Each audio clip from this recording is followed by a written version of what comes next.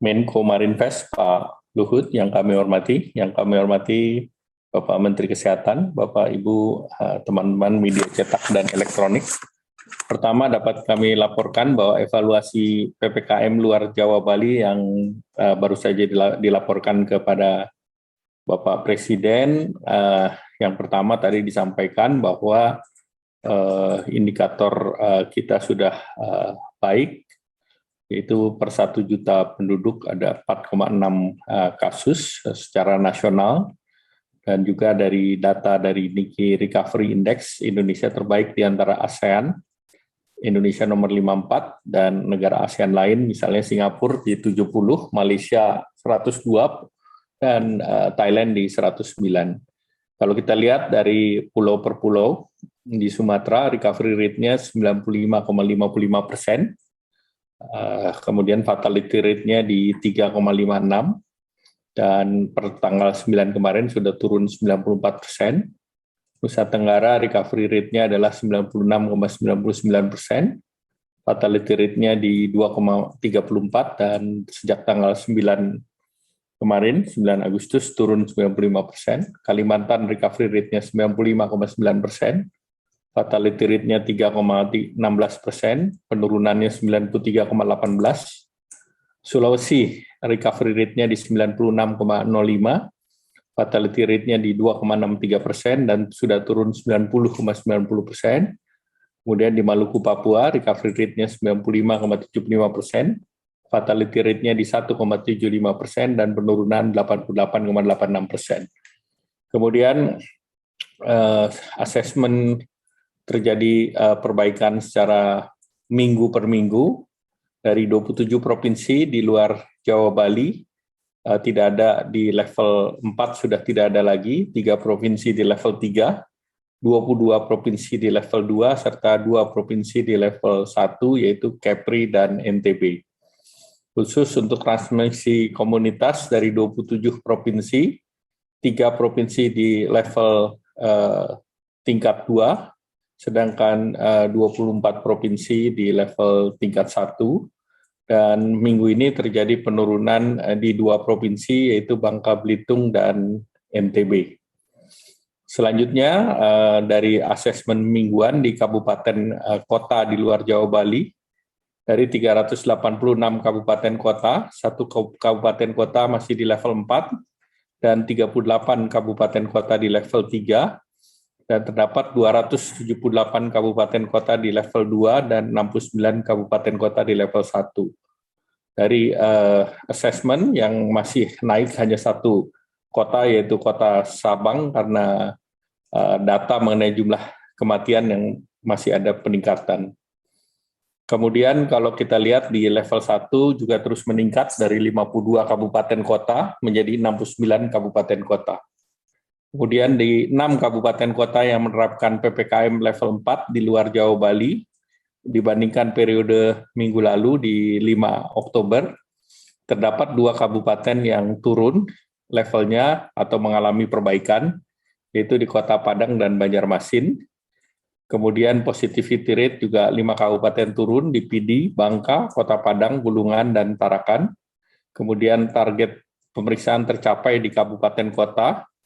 Yang tidak tercapai adalah Pidi, Banjarmasin, dan Bulungan. Vaksinasi 4 kabupaten kota rata-rata di bawah nasional, dan juga yang terkait dengan lansia di 4 kabupaten tersebut. Kemudian terkait dengan evaluasi penyelenggaraan PON Papua per tanggal 10 Oktober, hari ini nanti diupdate oleh Pak Menteri Kesehatan, sekitar 83, dan yang sampai dengan kemarin itu ada 65 yang terkonfirmasi positif, atletnya 72%, officialnya 23%, coach 1,5%, wasit 1,5%, dan di situ masuk wartawan, di situ masuk di sana yang meliput. Kemudian positivity rate-nya 1,45%, kemudian terjadi di semua kota, baik di Jayapura, Kabupaten Jayapura, Mimika, dan Merauke. Beberapa atlet yang cabur yang cukup banyak atau 9, yaitu judo, sepatu roda, kemudian 7 motocross panahan, dan kriket. Yang lain antara 4, 2, dan 1-1. Nah, kemudian pemerintah mendorong agar mekanisme kepulangan para atlet diperbaiki, bahwa terkait dengan prosedur karantina akan diberlakukan karantina terpusat setelah tiba di daerah masing-masing. Tentunya sebelum kembali dilakukan PCR, dan apabila dikenakan positif, maka akan ditreatment di Kota Jayapura, Kabupaten Jayapura, Mimika, dan Merauke selama 5 hari.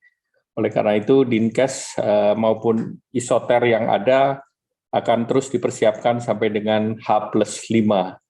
Terkait dengan daerah masing-masing, diminta daerah masing-masing untuk mempersiapkan isoter atau isolasi di wilayah atau di daerah masing-masing, dan selama 5 hari, dan tentunya akan di PCR hari pertama dan hari keempat. Kemudian terkait dengan mekanisme kepulangan ini, diharapkan biaya tes dan karantina ditanggung oleh pemerintah daerah dan Satgas COVID daerah. Dan ini pemerintah akan melalui Satgas COVID akan memperbaiki perubahan revisi KI Satgas COVID yang nomor 19, dan ini akan diberlakukan terkait dengan wajib karantina ini di daerah per tanggal 12 Oktober. Kemarin sudah sekitar 30% daripada atlet kembali, itu persyaratannya adalah isolasi mandiri, sehingga ini akan ditarik menjadi isolasi di wilayah karantina di wilayah masing-masing selama 5 hari. Selanjutnya dapat disampaikan terkait persiapan daripada Superbike di KEK Mandalika tanggal 19 sampai dengan 21 November. Ini ada 3 rangkaian event, yaitu Asia Talent Cup pada tanggal 12-14 November. Kemudian ada Indonesia Mandalika World Superbike tanggal 19 sampai 21, dan persiapan untuk motobike tahun depan. Telah diputuskan jumlah penonton 25.000 dengan syarat 2 dosis sudah divaksin lengkap, dan pelaksanaan karantina untuk kru dan tim selama 5 hari. Ini untuk peserta. Kemudian vaksinasi untuk masyarakat dipercepat dengan Lombok Tengah minimum 50% untuk dosis kedua, dan di penyelenggara membentuk Satgas Protokol Kesehatan untuk pengawasan di lokasi acara dan penyediaan masker secara gratis oleh Satgas dan TNI Polri.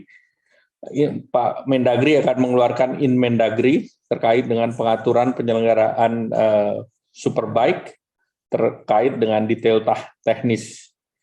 Kemudian untuk di tempat penyelenggaraan Superbike, Lombok Tengah capaian vaksinasi dosis pertama sudah 75,31%, dosis kedua baru 13,55%, arahan Bapak Presiden, TNI Polri nanti akan diminta untuk mengakselerasi agar sebelum penyelenggaraan sudah tercapai 50%.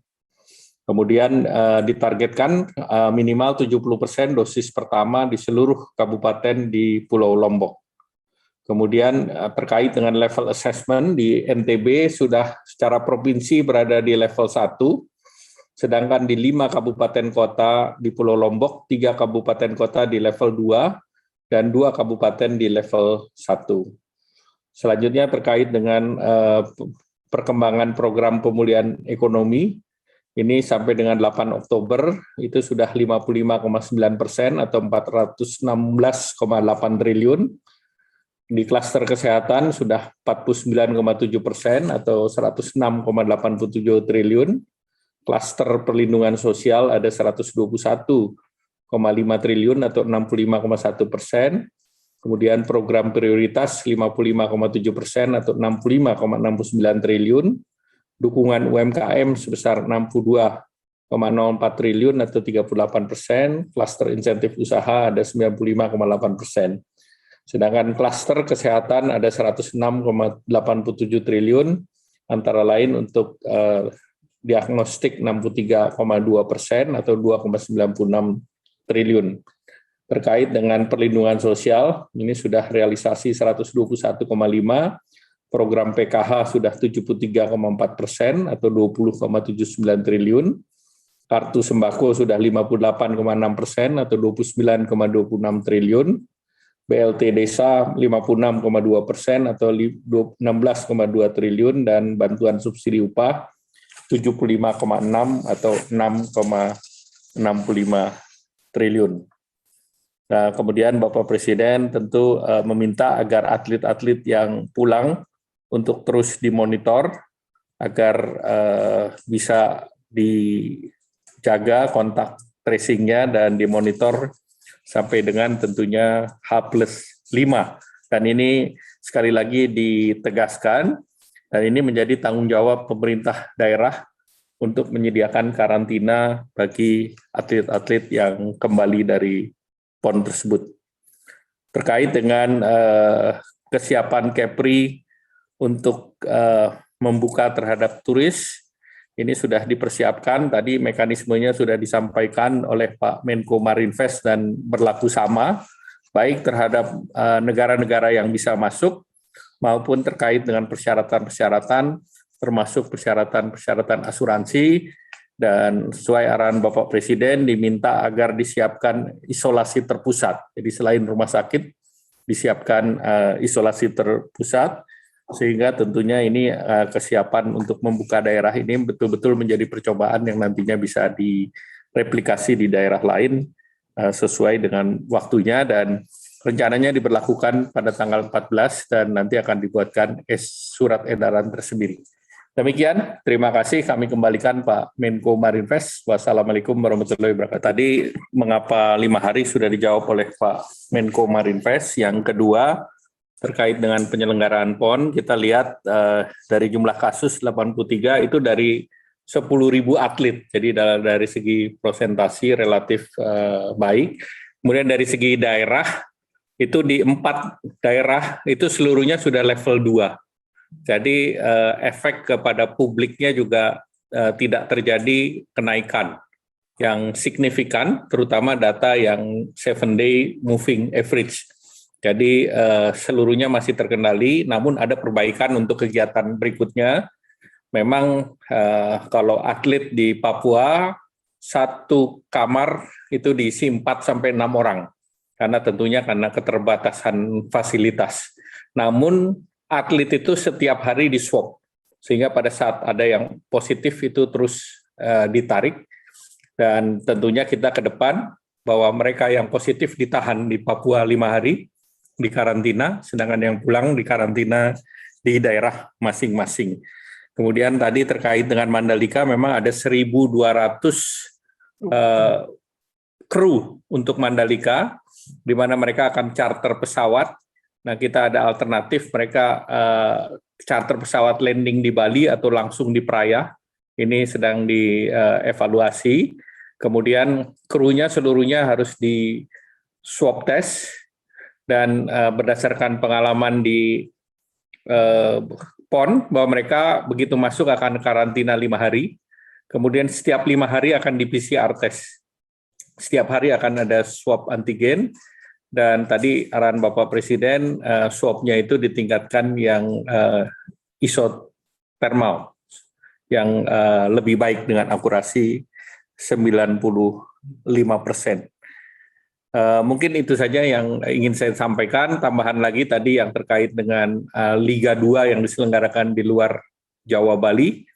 Tadi Bapak Presiden meminta untuk dikaji 25% penonton. Nah, ini kami akan siapkan. Selama ini berjalan baik karena konsepnya di bubble.